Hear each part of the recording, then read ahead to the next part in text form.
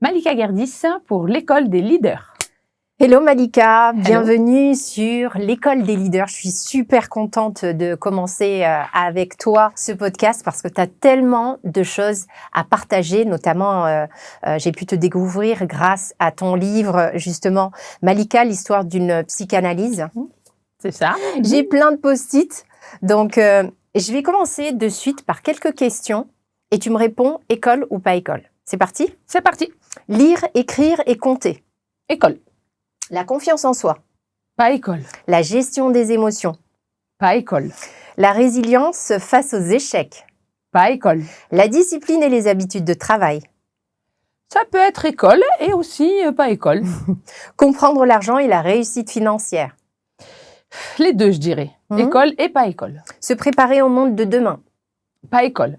Savoir vivre avec les autres. Pas école. Trouver sa voie dans la vie. Pas école. Le leadership. Pas école non plus. Réfléchir par soi-même. Pas école, malheureusement. La motivation et le goût de l'effort. Pas école. Comprendre l'intelligence artificielle. Alors là, école. École. La responsabilité et l'autonomie. On peut les deux. Ça peut être dans les deux. Oui, les deux. Construire une vie solide et équilibrée. Pas école. Malika, comment tu vas vraiment ? Eh bien, je vais très bien. Tu me prends aussi ? Je crois que Comment tu... Ouais. Non, je vais très bien. Très bien même. Hein, après quand même beaucoup d'années de souffrance. Hein. Beaucoup de souffrance, beaucoup de larmes, beaucoup de chemins sinueux, beaucoup de questions sans réponse. Et un jour, j'ai fait une rencontre qui est pour moi ma rencontre, la rencontre. Donc, la rencontre de la psychanalyse lacanienne. Et à partir de là, tout a changé pour moi. Le jour où j'ai rencontré la psychanalyse lacanienne, il y a eu une coupure et il y a eu un avant et un après. Donc, avant, c'est tout ce que je raconte dans mon livre, toute mon enfance difficile, mon adolescence, la jeune fille, la femme, la mère, toutes mes souffrances. Et grâce à la psychanalyse lacanienne, il y a eu un après. Et l'après, c'est tout ce que je récolte aujourd'hui, après avoir relu et redécrypté. J'ai fait le Champollion de mon histoire. Voilà. Aujourd'hui, tu trouves que c'est justement ce qui te permet aujourd'hui de dire « ça va vraiment bien ». Parce que ton « ça va vraiment bien », il est tellement nourri, chargé de gratitude et de sincérité. Est-ce que tu penses que justement ton parcours aujourd'hui te permet aujourd'hui de dire « waouh ». Edith, oui. Ça va vraiment bien. Quoi. C'est mon parcours, oui, tout à fait. J'étais vouée au pire. J'étais vouée au désastre, j'étais vouée à l'enfer, et j'emportais mes enfants avec moi dans cette souffrance, Et là, ça y est, non, j'ai réussi, j'ai trouvé ma méthode, j'ai trouvé la clé, j'ai trouvé le moyen de m'en sortir, et de comprendre pour ne plus répéter, voilà. Parce que ce qui se passait dans ma vie, c'est que ça se répétait, et si ça se répète, c'est qu'il y a poser quelque la chose. question, voilà, c'est qu'il y a quelque chose. Et en psychanalyse lacanienne, j'ai tout compris.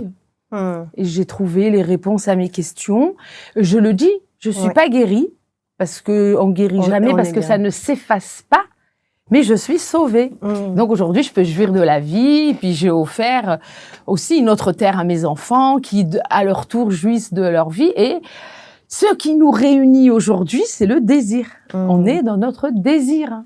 Et ça, c'est cadeau de la vie. Enfin, je suis très heureuse d'avoir fait ce travail-là. Très heureuse. Alors, qui tu es vraiment, Malika ? Moi, j'ai appris à te rencontrer et je suis très honorée et très heureuse de te rencontrer, justement.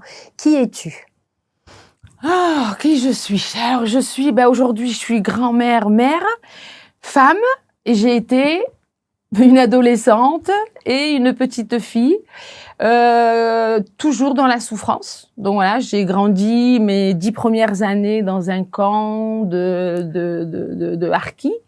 Donc il y a encore beaucoup de gens qui savent pas que ça existait, mais voilà, derrière donc des barbelés, avec tout ce que il pouvait y avoir d'odieux dans les camps quand les gens sont enfermés entre eux, qui sont dans une misère affective, sociale, psychologique. Ensuite, une adolescente qui a essayé.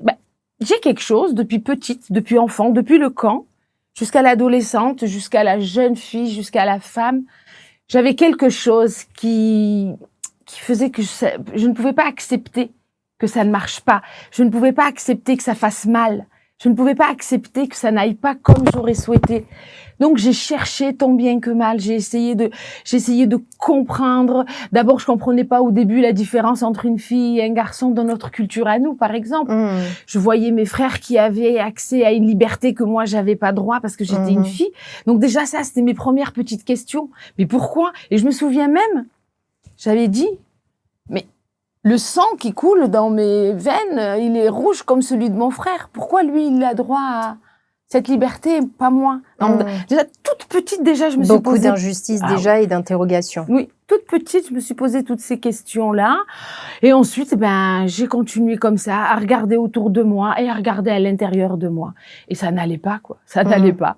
Donc, pour répondre à la question qui j'étais, c'est que j'étais une personne qui souffrait beaucoup. Et j'ai envie de te dire aujourd'hui, je suis une femme heureuse. Donc heureuse. Ah oui. Tu l'as pas volé, j'ai envie de te dire. Pas du tout. J'ai envie de te dire. C'est pour ça que personne peut me le prendre. J'ai rien volé. Exactement. Et j'espère que justement on va comprendre ton parcours durant cet échange dans le podcast, qui va permettre à beaucoup de parents de comprendre l'importance de prendre d'abord soin de soi avant d'éduquer nos enfants.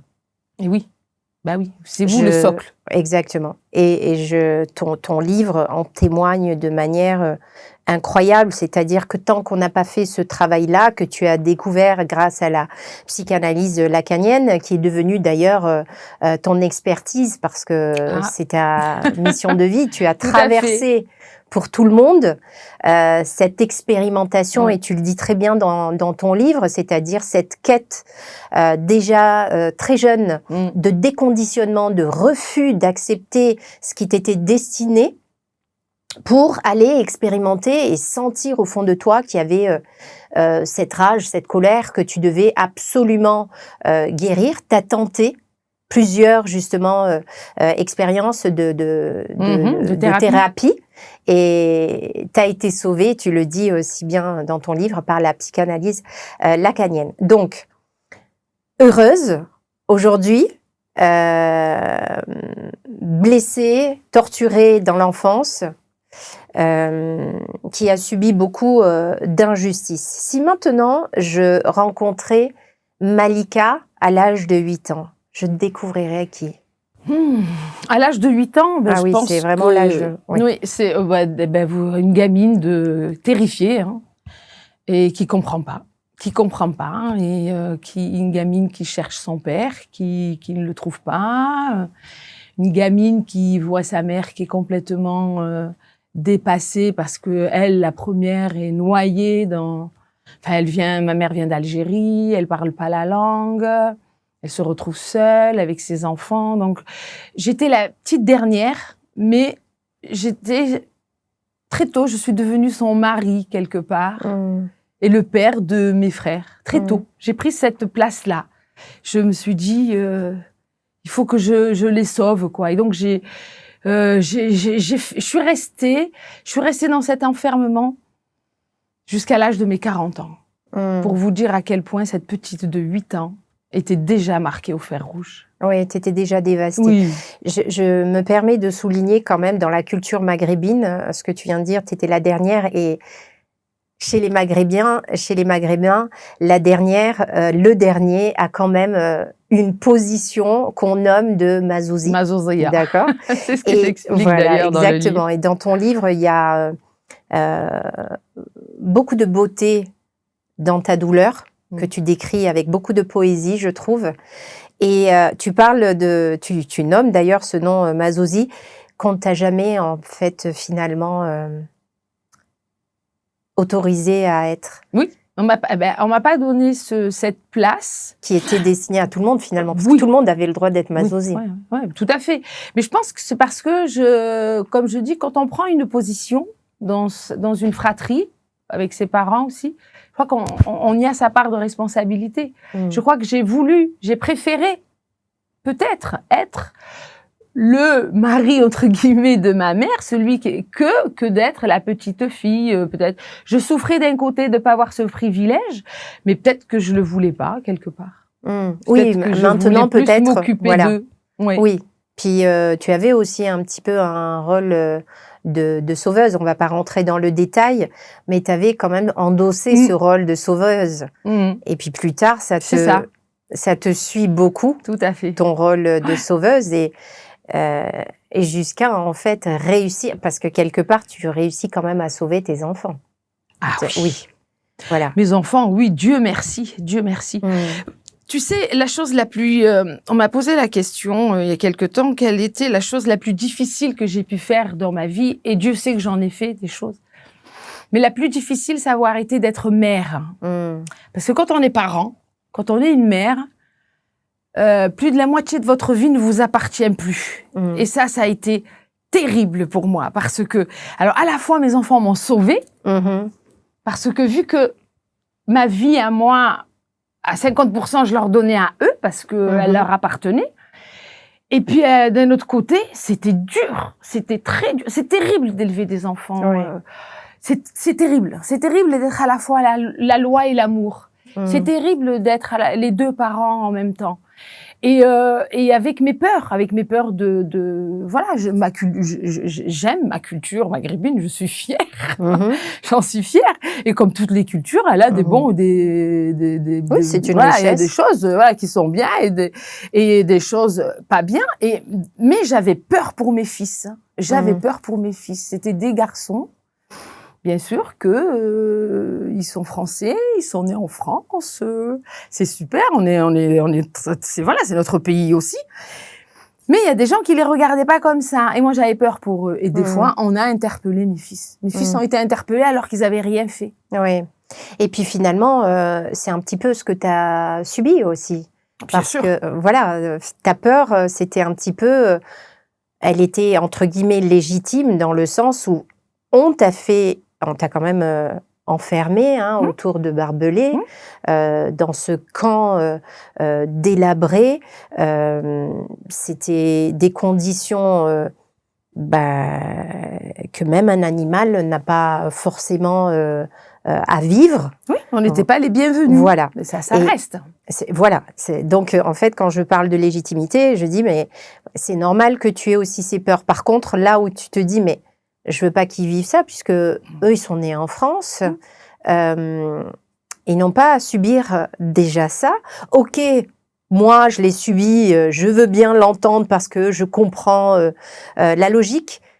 Mais mes enfants, je veux pas qu'ils subissent ça. Ah oui, c'est sûr. Et puis bon, en plus, à mon époque, c'était plus facile d'être une fille d'origine maghrébine qu'un garçon d'origine maghrébine. C'était plus facile quand on est une fille. Ça passe mieux. Mais les garçons, moi, j'avais peur pour eux. Ça a été ma hantise. On a peur parce que c'est dans l'inconscient collectif. Alors que bon, voilà, nous, on est français, on est fiers aussi d'être algériens. Moi, de toute façon, c'est comme moi, vous pouvez pas m'enlever ni l'Algérie ni la France, puisque c'est celle que je suis. Je suis cette Algérie française ou cette France algérienne. Dans les deux sens, comme tu veux, tu la prends, c'est ce que je suis. Moi, j'aime écouter, je peux écouter une super belle musique française et une super belle musique algérienne. Je vibre pour les deux. Je vibre pour les deux hymnes nationaux. Les deux me font vibrer. Donc voilà. Mais il a fallu qu'on se batte pour... Oui, c'est pour ça que je disais, tu l'as pas volé. Tu dirais que l'émotion qui prédominait à cette période-là, c'était laquelle, si tu devais la décrire, là, ce serait laquelle? À l'époque, avec les enfants, l'injustice. L'injustice. L'injustice. Plus que comme on dit chez nous. L'injustice plus que la peur. L'injustice plus que la peur. C'est encore pire. Ouais. L'injustice. Pourquoi tu dis c'est encore pire? La peur, j'ai presque envie de dire qu'on peut la nommer. L'injustice, vous pouvez pas. Elle a pas de visage et elle peut frapper à n'importe quel moment. Elle est sournoise. Pour moi. Pour moi. Elle est sournoise. Vous savez, on ne sait pas sur quoi elle est fondée, sur quoi la base. La peur, on la nomme. J'ai peur de ça, ou de telle personne, ou de telle situation. Mais l'injustice, c'est différent. Si tu devais résumer ton enfance en 3 mots, Malika. Plus jamais ça. Ah ouais, ben, plus jamais ça. Ah ouais. Ouais. Plus jamais ça. Pas possible. Qu'est-ce que tu dirais à une personne qui, alors, heureusement que quelque part, on n'a plus certaines choses, mais à quelqu'un qui justement vit ces formes d'injustice, parce que toi, c'est à travers ton histoire, mais ce sentiment, quel que soit le milieu dans lequel on vient, on peut avoir ce sentiment d'injustice. Qu'est-ce que tu lui dirais ? Essayer de trouver son désir et puis d'y aller, quoi. Coûte que coûte. C'est le désir qui peut sauver une personne. Coûte que coûte. Dans ton livre, tu parles souvent de ce désir pour lequel tu n'avais pas conscience au début, mais qui vibrait finalement en toi depuis le début, qui t'appelait et qui te poussait justement à aller de l'avant, à déployer toutes les forces qui étaient en ton pouvoir.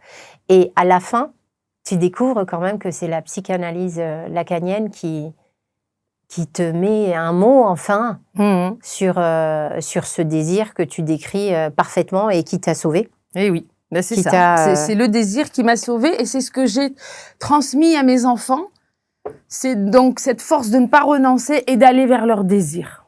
Alors là, rien ne doit vous empêcher d'aller votre désir. C'est là que ça se passe. Et moi, c'est ce que je leur ai dit, ne renoncez jamais. Et même si tu penses que c'est pas possible, vas-y. Et ça marche. Ça marche. Tu leur as fait gagner pas mal de temps, finalement. Oui. Je leur demandais de me rembourser quelques années de psychanalyse. C'est vrai. Je leur demandais, c'est quoi pour ça? Ouais, exactement. Mais je parle souvent, en fait, de la posture de leader que vraiment j'estime la plus juste en tant que parent, plutôt que le parent qui domine, etc. Mais vraiment un leader qui, dans toute sa force et sa vulnérabilité, va expérimenter et ensuite, dans le partage et l'exemplarité, quand je dis exemplarité, je ne parle pas de perfection, au contraire, dans cette incarnation de la personne, d'être le leader aussi de son enfant. Et là, c'est pour ça que je te dis, mais tu leur as fait gagner tellement de temps, parce que je me demande, est-ce qu'ils ont eu ces moments de questionnement sur soi réellement? Sur eux-mêmes? Ouais. Ah oui. Il y a eu des... Oui, bien sûr, oui, ils ont eu leur propre questionnement, et ils ont eu leur propre introspection, et puis après, moi, des fois, je me dis, mais qu'est-ce qu'ils ont, mes enfants, que je n'ai pas eu, moi? Et quand je compare, je dis, ma mère, c'est sûr que elle avait pas la connaissance, parce que elle avait une certaine... Ma mère, malheureusement, elle avait baissé les bras. Voilà. Elle s'est contentée. Elle n'arrivait pas de toute façon à rester, vous savez, elle restait au niveau de la pyramide de Maslow, au premier étage. Voilà. Elle s'est occupée du premier étage de la pyramide de Maslow. Et moi, ça, j'ai pas voulu. J'ai voulu plus. Donc, je suis passée là aussi. Et petit à petit, je suis montée. Et mes enfants ont été aussi le moteur, quoi. Moi, c'est pour mes enfants. Sans mes enfants, je dis, j'arrête. Je suis fatiguée, je veux plus. Je suis fatiguée, je veux plus. Sans mes enfants. C'est pour ça que quelque part, en leur donnant la moitié de ma vie, en les amenant au monde, ils m'ont donné aussi un souffle de vie, quoi. Et grâce à eux, je peux aujourd'hui jouir de ma vie, j'ai encore plein de choses à vivre, quoi. Voilà, il y a eu, ça a fait mal, j'ai pleuré, mais ça y est, c'est fini. Khlas, comme on dit chez nous. Et mes enfants, maintenant, ils avancent et j'avance à leur côté. Et je peux maintenant vivre ma vie de femme. Parce que jusqu'à maintenant, je n'étais pas encore femme. Et ce que je trouve extraordinaire et que tu partages à merveille dans le livre, c'est justement ce parcours comme ça, À un moment, tu décris, presque tout rentre dans l'ordre. et là, bam, tu te rends compte que je pensais qu'en ayant ça, en faisant ça, en étant ça, ça allait aller mieux. Et là, bam, t'es rappelé à ton essence. Et oui. À la triste vérité. C'est ça. Elle te poursuit, elle revient et elle te claque. Et elle te dit que tant que tu vas pas aller vraiment prendre toi-même soin de toi en ne faisant pas. C'est pour ça que ça se passe dans ton travail à toi, dans ta propre introspection. Sinon, tu restes qu'en surface. Hein. Et tu coches. Ouais. Et en surface, ça peut s'écrouler à n'importe quel moment. Et là, j'ai dit, j'y vais. C'est aller au royaume d'Hadès, direct. Là, tu vas dans ton royaume d'Hadès, tu y vas et tu fais ton épopée. En fait, tu fais ce que tu veux, mais en tout cas, tu vas dans les profondeurs. Ouais. Tu vas dans les profondeurs. Alors, je ne vais pas rentrer non plus dans... je vais pas spoiler le livre, mais en tout cas, il y a ce passage, mais... tellement poignant. J'ai encore des frissons, où tu fais... ce sacrifice incroyable que je ne sais pas si un parent pourrait le faire, qui comprend finalement que pour sauver mes enfants, je dois me sauver. Tellement difficile.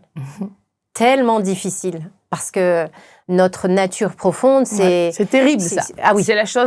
Moi, ça a été... Comme tu dis, on ne va pas spolier, mais c'est vrai que ce moment-là de ma vie... il est gravé, il est marqué au fer rouge. Hein, voilà. Et ça m'arrive même parfois j'y repense. Hein, et bien sûr, j'en pleure. C'est pour ça que je dis, je suis guérie, mais pas sauvée. Parce que ça reste. Et je trouve que ce passage que tu partages, il est très important parce que dans notre parcours de parentalité, qu'on ait de gros traumas, enfin, quelle que soit l'histoire qu'on ait vécue, quand on devient parent, waouh! En fait, on est propulsé dans son passé, ses blessures, ses conditionnements, etc. Et très souvent, justement, on va vouloir donner à nos enfants ce qu'on n'a pas eu. Mais ce qui est bluffant chez toi, c'est, oui, mes enfants jusqu'au bout, parce que c'est admirable comment tu as réussi finalement, mais que tu comprends viscéralement dès le début, sans en prendre conscience, que c'est toi.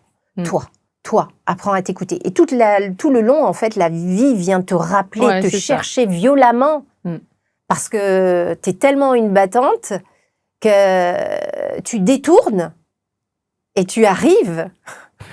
Tu y arrives. Oui, j'y arrive. Et c'est ça qui te... Je trouve toutes les solutions, les portes, les la fenêtres. Reine, voilà, je passe partout, il faut passer. Vous m'avez fermé la porte, moi je passe par la fenêtre. Et je sais qu'il faut pas, mais quand même j'y vais, etc.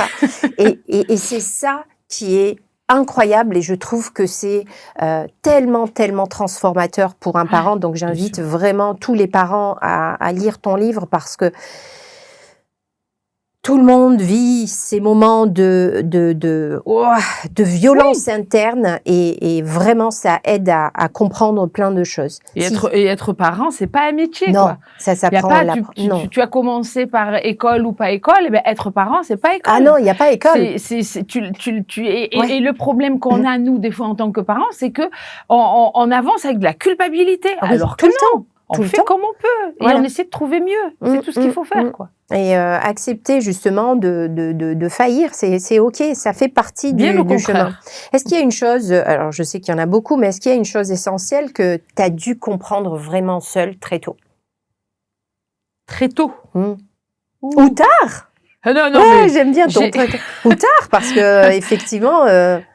très tôt, qu'est-ce que j'ai compris très tôt. J'ai compris que j'étais seule. Ah oui. Très tôt, j'ai compris que j'étais seule. Oui. Tu peux être entourée de 50 000 personnes. Il y a certains moments de ta vie, il y a certaines parenthèses dans ta vie, tu es seule. Mais il ne faut pas le vivre d'une manière négative.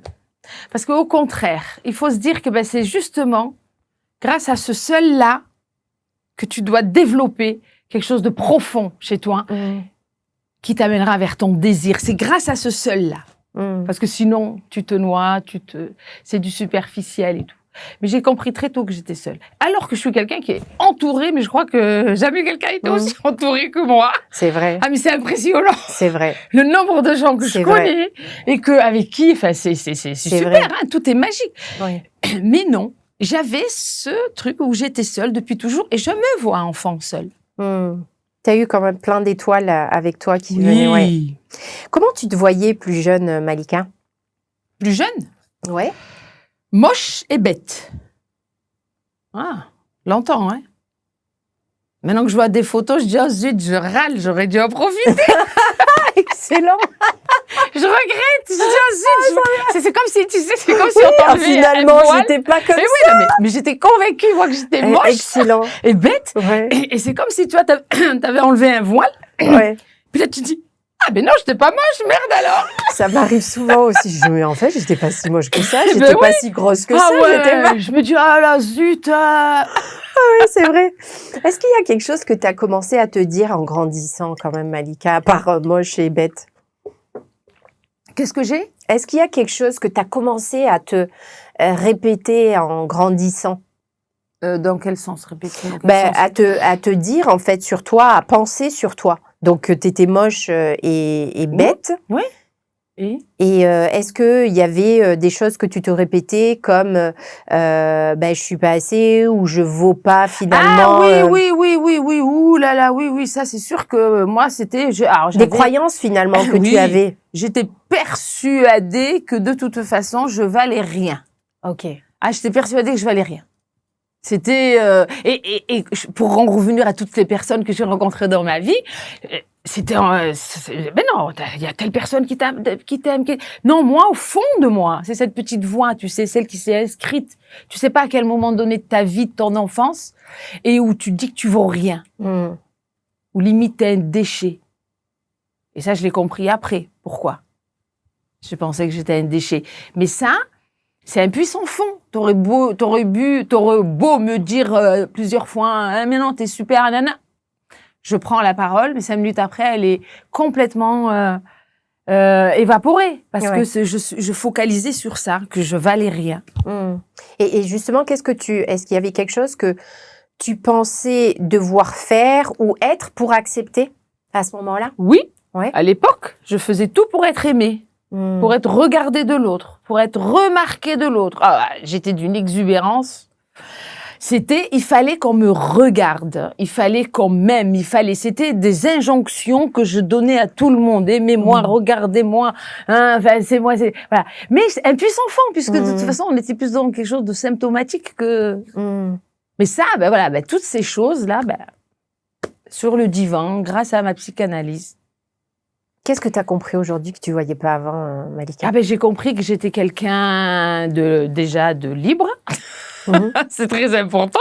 C'est très important. Que j'étais quelqu'un de libre, que j'étais quelqu'un qui a des défauts et des qualités, mais que j'ai pas mal de qualités, que j'accepte. Faites compte, maintenant, je sais qui je suis réellement. J'ai des valeurs. Hein, après, je peux être, je peux avoir des défauts exécrables peut-être, quoique. Je suis quelqu'un de bien en réalité. Ah, trop bien. Non, je me kiffe en fait. Non, je me kiffe, oui, mais voilà. Rectifie, je me kiffe en fait. C'est pas ça. Voilà, maintenant je me kiffe et je l'assume. Maintenant, je m'assume, pour reprendre ton mot, je m'assume, je suis bien. Ça se sent.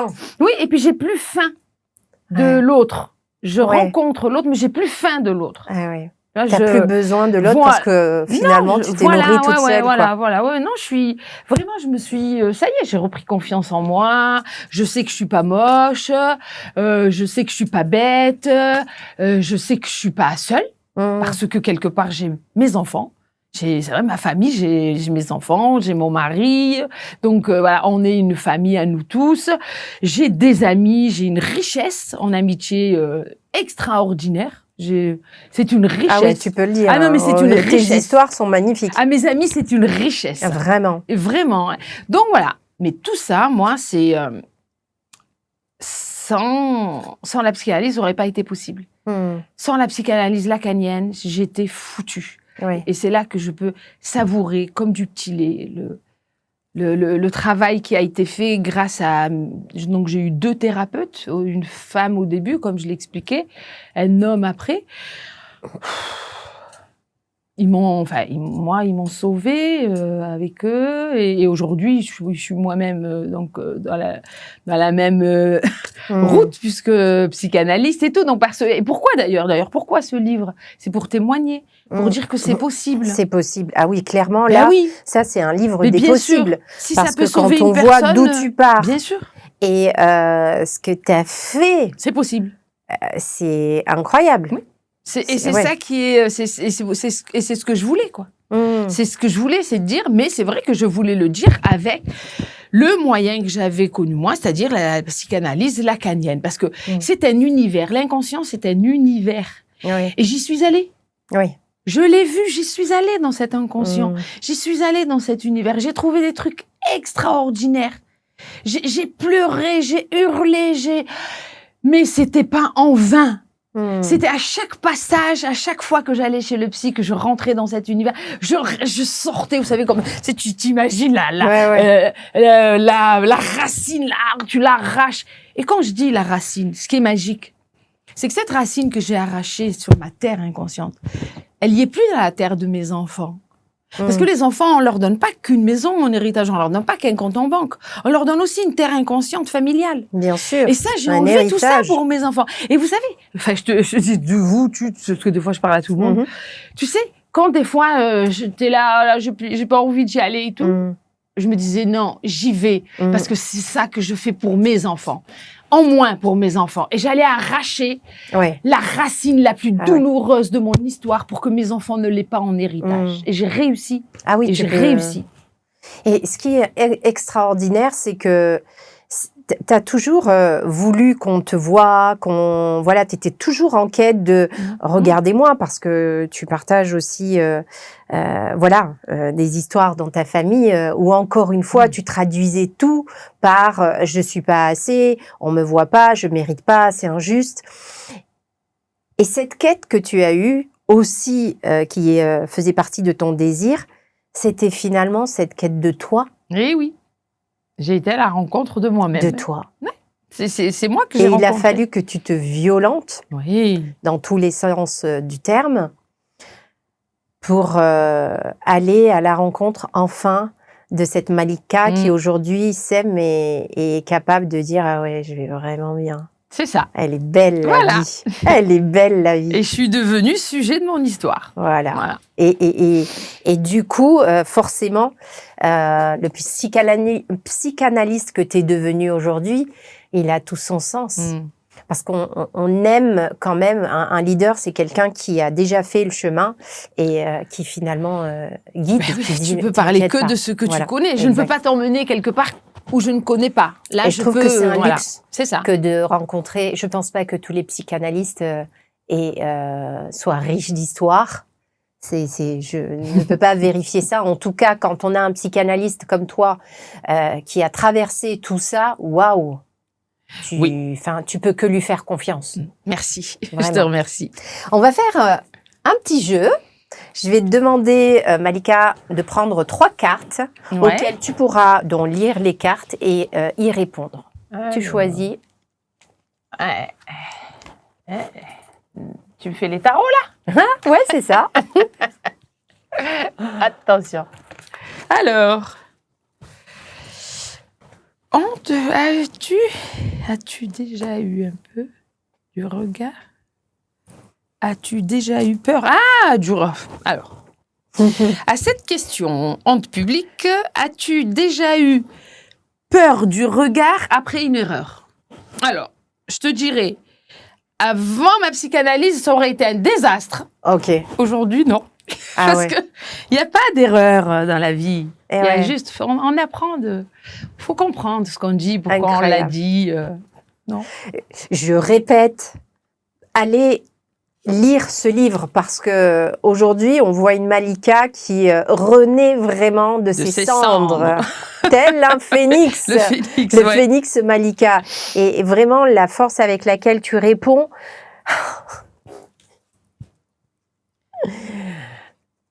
Lisez le livre. Lisez le livre parce que vraiment tout est possible. Tout est possible. Alors, deuxième question. Je la lis d'abord, après je vous dis si je donne la réponse. Alors non, moi je suis tellement spontanée, je suis transparente, moi, tu sais. Alors, suffisance. Quand t'es-tu senti pas assez pour la première fois? Quand est-ce que je me suis sentie pas assez pour la première fois? C'est marrant, hein, mais je repense à mon ex-belle-mère. Quand donc mon ex-mari m'avait présenté toute la famille et je me pliais en quatre pour qu'on me valide. Oui. Elle est bien. Elle est bien. Elle est acceptée. Validée. Et je me rappellerai toute ma vie. Je faisais tout. Je fais la vaisselle. Je servais tout. Je faisais la timide, la pudique. Tout le contraire de moi. J'ai dit, putain, quand est-ce qu'il va mettre le tampon? Puis on est parti. Puis j'avais dit avec mon ex-mari, je crois que j'en ai pas assez fait. Et lui, il m'a dit, mais c'est rien. Voilà. C'était un moment qui m'avait marqué, ça. Incroyable. Pas assez, tu vois, pour être validé encore une fois, tu vois. C'est-à-dire que tu donnes à l'autre, quoi. Tu donnes, tu es obligé de donner à l'autre. Et moi, ce que je trouvais aussi incroyable, c'est que tu avais très tôt, tu avais quand même un don du système D, hein, de détourner. Oui. Ah oui, t'étais la reine. Je fais avec ma mère et ma voisine. Oui.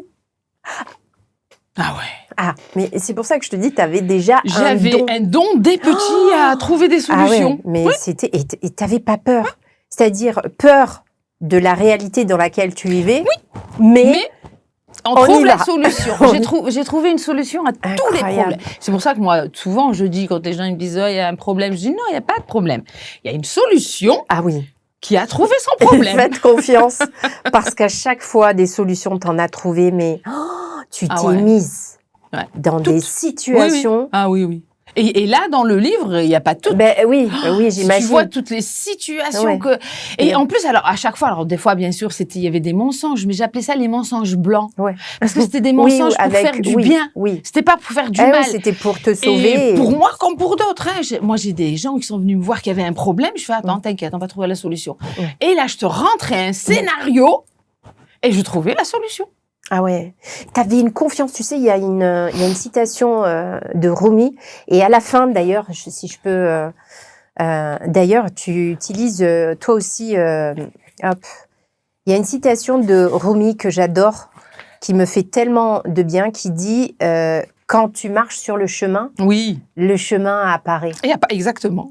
Et c'était à chaque fois que je lisais un petit bout, je me disais, c'est pas possible, elle incarne ce message.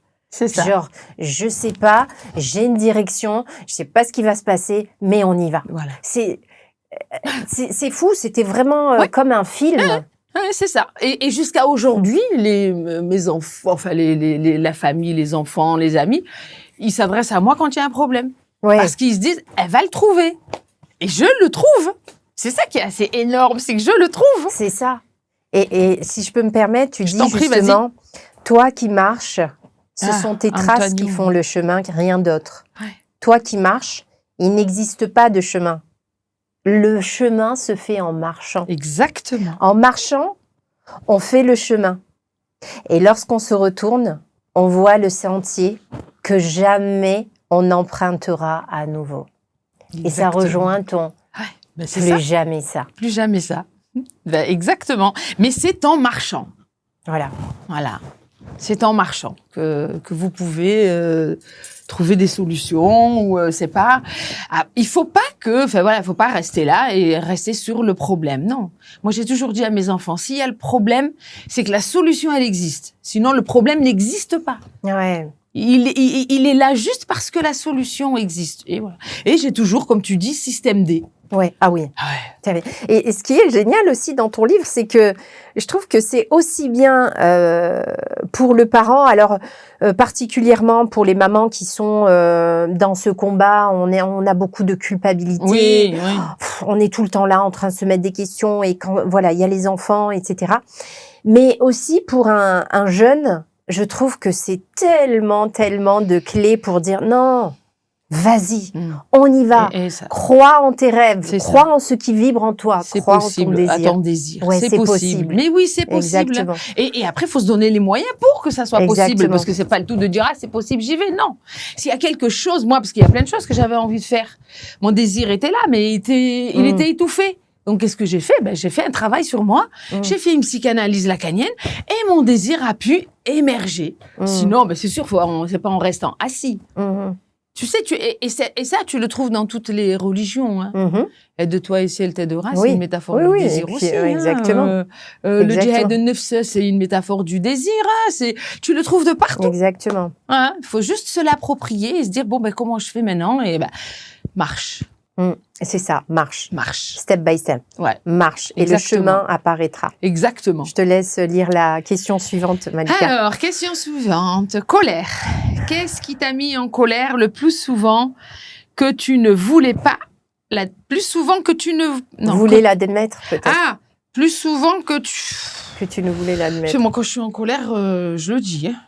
Ah, je suis pas le genre de personne, c'est même trop. Moi, je suis... tu sais, de toute façon, on a les défauts de ses qualités et les qualités de ses défauts. Ouais, et, moi, je déteste le hagra, comme on dit, tu vois, l'injustice. Et ça me met hors de moi. Et je le dis tout le temps. Je sais pas me taire. Ouais. Je sais pas me taire face à l'injustice. Je sais pas me taire. Je sais pas. Donc tout le temps, moi, je suis tout le temps. Chaque fois, je le dis. T'en as une autre ou non, j'en ai que 3. Ok. Alors, ici, je t'en demande 2 autres. Ah. Mon avenir n'a pas été clair pour toi. On va t'en donner 2 autres. Persévérance. Pourquoi n'as-tu pas lâché? Quelle question pour toi? Oh ouais, franchement. Ah oui, vraiment. Alors, tu sais, je me suis posé la question. Mais ça fait longtemps. Et quand je refais marche arrière, pourquoi est-ce que je n'ai pas lâché? Et à côté de ça, je me disais, mais pourquoi moi et pas d'autres? Pourquoi? Donc ça, je les ai eus. Et j'ai pas trouvé de réponse. Et un jour, tu vois, je lisais un livre. Donc c'est un écrivain jésuite du XVIIe siècle, Dominique Bohour, qui a écrit des entretiens entre Ariste et Eugène. Et à un moment donné, le 5e entretien, il parle d'un je ne sais quoi. Ça m'a interpellée. Je dis, mais c'est quoi ça? Et il parle donc de ce je ne sais quoi qu'on ne peut pas définir dans la beauté, de ce je ne sais quoi qu'on ne peut pas définir dans le courage, enfin dans quelque chose qui ne se définit pas. Et là, je me suis dit, voilà pourquoi j'ai pas lâché. Parce que j'ai ce je ne sais quoi que je ne peux pas définir, mais que je l'ai. Magnifique. C'est ça. Magnifique. Question suivante. Allez, je te le donne en 1000. Ah ouais, vas-y, c'est quoi? C'est quoi? Liberté. Ouais, Te sens-tu libre? Ah oui! C'est bon, elle a répondu. Ah, mais ça devait tomber sur toi. Hein. C'est fou ça quand même. Hein, exactement. Oui, allez, je me sens libre. 2. Et même si j'ai envie de te les faire toutes tirer. Ah ouais, encore? Ouais, moi, je croyais que c'était fini. Ah non. Quand il n'y en a plus, il y en a encore. C'est les 2 dernières pour ça. Alors, sens. Qu'est-ce qui donne du sens à ta vie aujourd'hui? Mes enfants. Ça, c'est une de mes priorités. Ça, c'est clair. Tu sais, à un moment donné, je savais pas femme, mère, grand-mère. Hein? Non, ça y est, j'ai compris. Je suis mère. Et en plus, ils m'ont mis grand-mère. Et je suis femme. Par contre, aucune au péril de l'autre. C'est-à-dire que je ne sacrifie pas la femme pour la mère ou la mère pour la grand-mère ou vice-versa. Toutes, on a notre place. Mais quand je vois mes enfants, les hommes qui sont devenus, la réussite qu'ils sont, enfin, ça y est, quoi. Je suis... mais voilà, je suis une femme quand même. Mais c'est eux que j'ai mis en haut. Parce que c'est important quand même de souligner que tout au long de ta vie, jusqu'à tes 40 ans, donc, tu es justement dans cette quête avec ce dilemme d'avoir cette sensation de sacrifier une chose pour en être une Exactement. autre. Et là, c'est fini. Voilà. Tout le monde, toutes ces entités, elles ont cette place. Ouais. J'ai ce désir de femme, d'exister, de liberté, etc. Mais non, je suis maman. Exactement. Comment et ça, non. Moi, aujourd'hui, aujourd'hui, c'est non. La mère, elle prendra rien. Voilà, c'est le tout. La mère ne prendra rien à la femme que je suis. Oui. Et la femme ne prendra rien à la mère que je suis. Mais parce que tu es allé chercher cette femme et tu allais aussi la révéler. Je lui ai donné naissance. Ah oui, je lui ai donné naissance à cette femme. Ah oui. Et d'ailleurs, mes enfants sont fiers de quoi? Et mes enfants sont soulagés de quoi? Je crois que c'est quoi notre rôle entre parents aussi? C'est de soulager nos enfants. C'est pas que de les aimer. Mais eux, ils sont soulagés. Plus une mère, je parle des mères, je parle pas des hommes. Oui. Plus une mère va vers son désir, et plus elle soulage son enfant. Plus une mère trouve son désir, et plus son enfant peut pouvoir aller le sien. Il peut lui aussi s'autoriser à aller vers son désir. Sinon, on reste engoué là-dedans. Avec un héritage qu'on se passe. Mais non. Exactement. Moi, je dis, je rencontre des fois des mamans et tout, elles me disent, ouais, mais je peux pas aller travailler les enfants. Je fais, mais au contraire, va travailler si tu vas leur rendre service à tes gosses. Et ouais. Il faut aller travailler. Il faut que tu ailles vers ton désir. Et c'est parce qu'une mère a un désir ailleurs, un travail ou un chéri ou je sais pas moi, fait du bateau, je sais pas ce qu'elle veut, que un enfant peut s'émanciper. Exactement. Et qui peut devenir adolescente, adulte. C'est le seul moyen. Exactement. Et j'ai compris ça. Et j'ai réussi à être ça. Donc, mes enfants sont très heureux parce que leur discours inconscient, c'est « Merci maman de nous avoir libérés ». Oui, c'est ça. Merci maman. Oui, c'est ça. C'est ça. C'est exactement ça. Parce que, vous savez, quand ils nous voient là, ne rien faire pour eux, mais qu'est-ce qu'on leur donne? On leur donne de la culpabilité, hein. On leur donne de la culpabilité. Exactement. Ils héritent de cette culpabilité, de ces blessures qu'on transmet inconsciemment parce qu'on a refusé de les voir, de les guérir, en fait. Alors, guérir, je trouve pas que ce soit toujours j'aime pas trop parce que c'est toujours présent en nous. En revanche, les accepter et de vivre avec et de manière beaucoup plus consciente. Et c'est ce que, exactement, je partage aussi dans l'école de la parentalité consciente. C'est faire d'abord ce travail sur soi. Alors qu'en général, on vient me chercher pour les enfants. Et au final, je dis, mais je suis en train de... oui, parce que ce n'est qu'un déclencheur pour t'élever. Oui, mais tu sais que moi, la première fois que j'ai commencé une analyse, que j'ai voulu commencer donc une psychanalyse lacanienne, je suis partie voir cette psy. Je lui ai dit, oui, bonjour, je voudrais faire une analyse avec mes enfants. Et moi, tu sais, je me suis dit, problème de famille, là, il faut que, voilà, il y a eu trop de violence. C'est ce qu'elle m'a dit. On va commencer d'abord par vous. Eh ben oui, là, t'as dit, mais non, moi, j'ai pas besoin, j'ai compris, c'est bon, c'est checké dans mon cerveau. Elle m'a dit, on va commencer par vous. Elle a tout compris, elle a eu raison. Et oui. Et parce que, comme c'est ce que je te disais, avec mon image de la racine que j'arrache, là, ils ont ça en moi, mes enfants, toutes les racines que j'ai enlevées. Bien sûr. Après, ils ont celle de leur histoire à eux, de leur inconscient à eux. Mais j'ai déjà enlevé le gros morceau. Ouais. Donc voilà, ils peuvent partir sur une bonne terre. Voilà. Allez, cohérence. Y a-t-il un moment où tu n'as pas été aligné avec tes propres valeurs? Oui. Dans ma vie, oui. Quand je te disais tout à l'heure que je voulais quand même. Ouais. Je voulais qu'on trouve que j'étais une chouette nana. Ouais. Donc j'ai dit oui alors que je voulais dire non. Ouais. Je suis allée alors que je voulais pas y aller. Je suis restée plus tard alors que je voulais pas rester. Tu sais, des trucs, tu sais, où en fait quand tu te dis bon j'ai envie de rentrer parce que moi je suis crevée, ou bien après le boulot on me dit viens, t'as pas envie d'y aller toi. Mais si tu y vas parce que si t'as donc voilà là la première valeur qu'on se doit comme la fidélité c'est à soi-même. Ouais. Et là j'ai été infidèle plusieurs fois. Quelle est la vérité, selon toi, que les gens mettent trop de temps à comprendre? Voilà. Là, c'est une question. Ah oui, très profonde. Oui, parce que j'ai pas de réponse. J'ai pas de réponse. Tu sais, chacun est. Les gens sont différents. Enfin, on n'est pas tous pareils. Et pourquoi ils veulent pas comprendre? Je sais pas. Moi, j'ai envie de dire du tac au tac. J'ai envie de dire, ils doivent y tenir quelque part, là où ils sont. De quoi? Ils doivent tenir à ce qu'ils sont, à ce qui. On y tient des fois. Tu sais, ça fait mal, mais on y tient des fois. Oui, des fois, c'est ton identité. Ouais, des fois, en fait, il y a des choses que tu gardes parce que ça fait partie de ton identité. Ben, bien sûr. Mais moi, j'ai compris ça en analyse, que ma dépression, parce que j'ai connu de grosses des dépressions sévères, Oui. mais c'était mon identité. À un moment donné, j'ai Eh ben compris, oui. quand j'ai compris sur le divan que c'était mon identité, Bah, c'était comme ça que tu t'étais construite aussi. eh oui, bien sûr.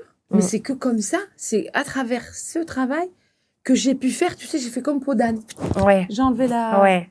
Et puis, tu la as peau d'âne eu, t'as eu quand je- même un modèle, hein, parce que quand même dans ta façon après de t'exprimer et de vivre ta dépression, tu as un petit peu reproduit ce que tu avais vu. Ah ben bien sûr, hein. Mm. Ah ben bien sûr, bien Ouais. sûr. Ma mère peut cher jusqu'au bout, hein. Elle a été Ouais. dépressive. Alors que c'était une femme courageuse, c'est une femme extra. On voit pas ses parents comme... Ouais, comment, on les voit pas. oui, à Non. l'instant T, Oui. non. Non. Je pense qu'il faut se dépoussiérer de plein de choses pour voir. Mais tu l'as décrit quand même avec beaucoup d'amour. Ma mère, oui. Ouais. Ouais.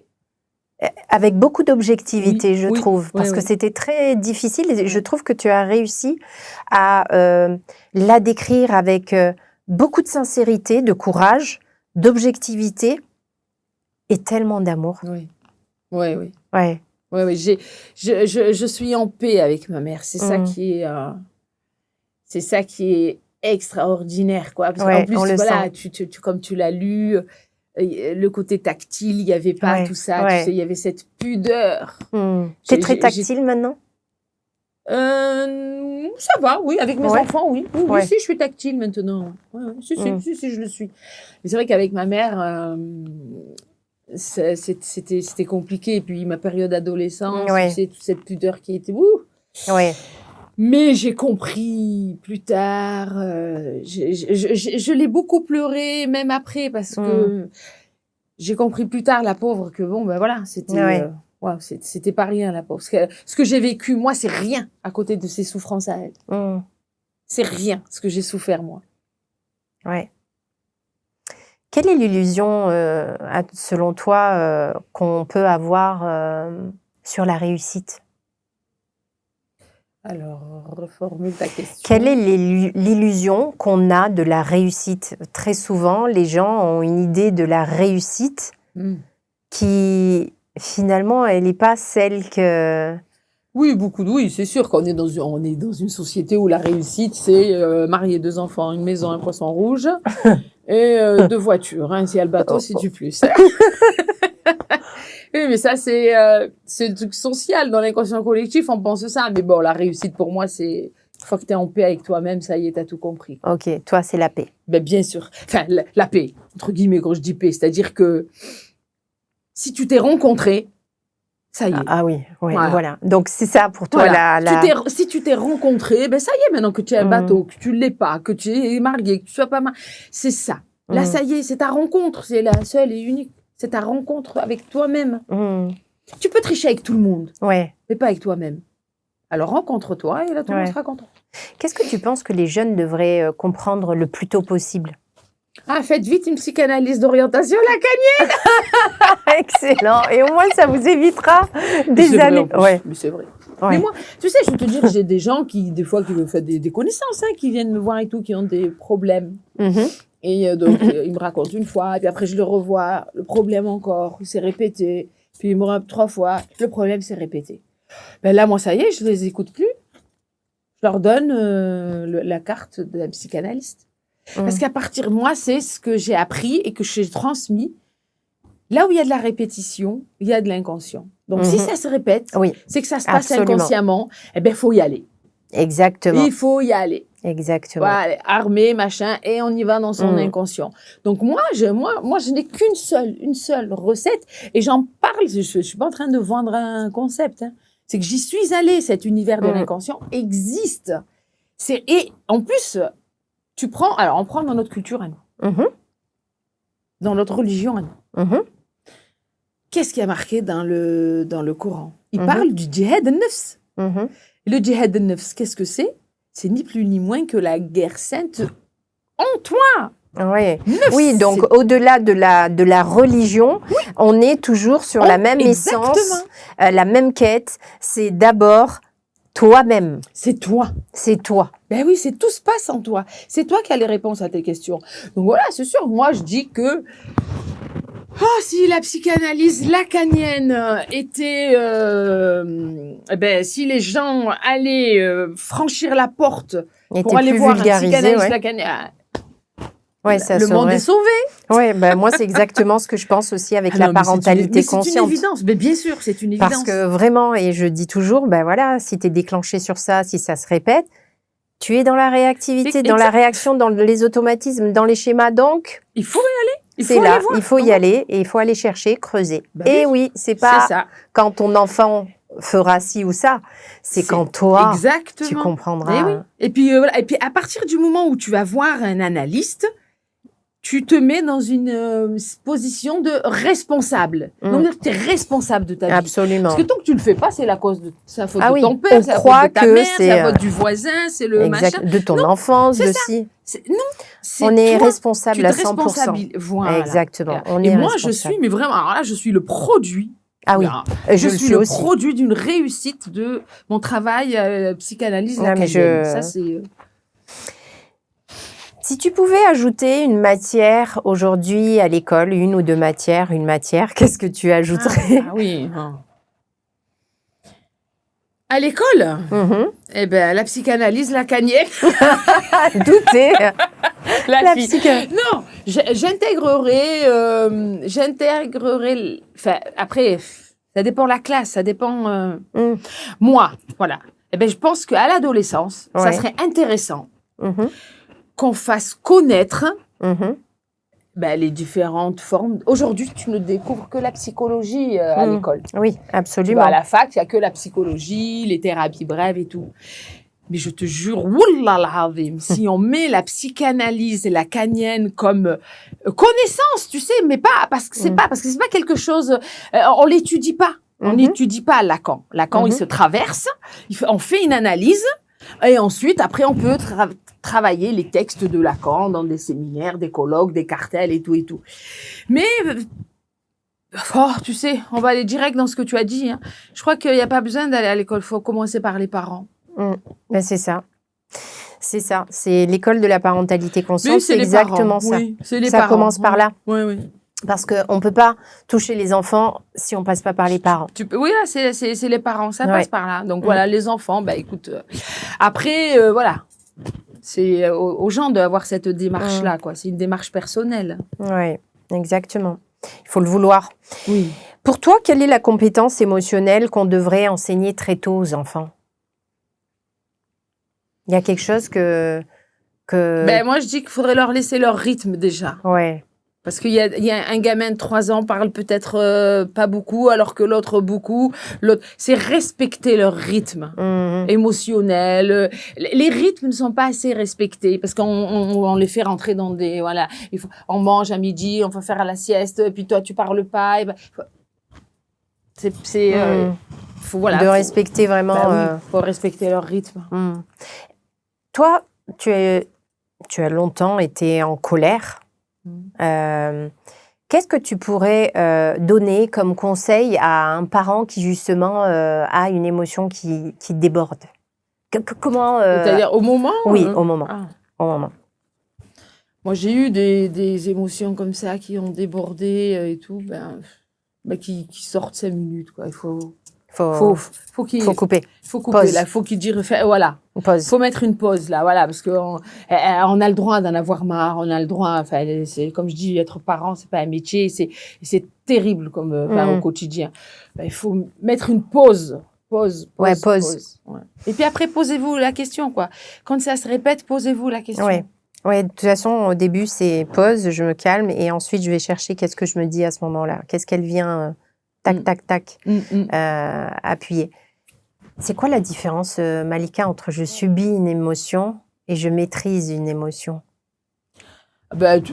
Subir, de toute façon, c'est quand tu subis une émotion, c'est que tu laisses cette émotion te bouffer. Hein, c'est elle qui a pris le dessus sur toi.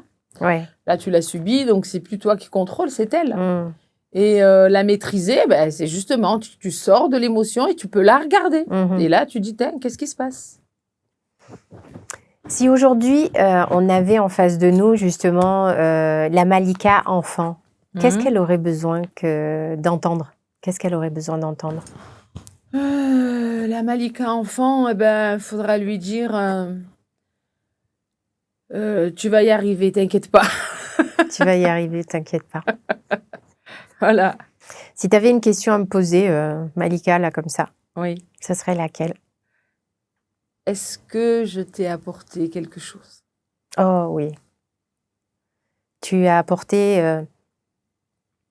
déjà par ton livre, hein, Merci. mais déjà avant ton livre. Avant ton livre, il y avait une énergie qui me parlait énormément. Ton histoire m'a beaucoup parlé. Ce que tu vivais, cette injustice, je l'ai tellement ressenti avec, voilà, moi aussi, dans ma culture, avec mes 4 frères. Et le fait de poser des mots, et j'ai tellement cru dans ma vie, et tu parles de désir, j'ai toujours été en quête de cette liberté et de solutionner en fait cette injustice que je ressentais profondément en moi. Et à travers ton livre, et je suis aussi une profonde utopiste, j'ai eu l'occasion en fait de dire, ben voilà, elle a encore parfaitement illustré que c'est possible. Merci. Vraiment. Tu es une amoureuse de la littérature, je suis une amoureuse de la littérature, et je t'ai enviée, et à certains moments, je me suis dit, mais elle a la chance d'avoir fait autant de rencontres, et d'avoir... Et je me suis tellement retrouvée parce que on a tellement manqué de cette culture. On aime tellement cette culture française, hein. On a profondément cet amour pour cette culture française. Nous, Maghrébins, et particulièrement, je trouve, les Algériens. Et dans cette quête de culture que tu as recherchée aussi, finalement, et qui est arrivée à toi, j'ai aussi reconnu tout ça. Donc, merci pour tout ce que tu... C'est moi qui te remercie. Ouais, vraiment pour tout ce que tu apportes dans ce livre. Vraiment, pour moi, c'est une pépite. Merci beaucoup. Vraiment, Malika, je l'invite tous les parents, particulièrement les mamans, et même les enfants, parce que ça permettrait pour moi, je pense, de comprendre justement un petit peu le parent. Parce que très souvent, on attend que, ce qui est juste, que le parent comprenne, mais parfois, les enfants ont besoin, ceux qui aiment un petit peu lire, mais ça se lit très facilement, de comprendre aussi ce que le parent n'arrive pas à dire à son enfant. Oui, tout à fait. Et je pense que ça peut être un sacré outil. Alors moi, j'ai plein de post-it. J'espère qu'il va aider beaucoup de gens. Si tu avais une vérité, une dernière chose que tu pourrais partager justement à nos auditeurs, qu'est-ce que tu pourrais leur dire? Qu'est-ce que tu voudrais leur dire tout simplement, Malika? Aux auditeurs. Ouais, un truc comme ça qui te vient du cœur. Ah oui, de toute façon, oui, non, moi, enfin voilà, s'il y avait un truc à dire aux auditeurs, ceux qui me regardent, qui m'écoutent, je reviens à dire ce que je t'ai dit tout à l'heure, c'est possible, punaise, c'est possible, allez-y. Magnifique. Il y a une sortie, il y a, comme j'ai fait moi, passer la porte, la fenêtre, même le hublot, mais c'est possible, je vous garantis que c'est possible et que vous pouvez vous en sortir. C'est possible. Trouvez votre désir. Magnifique. Merci Malika. C'est moi qui te remercie. Merci, vraiment.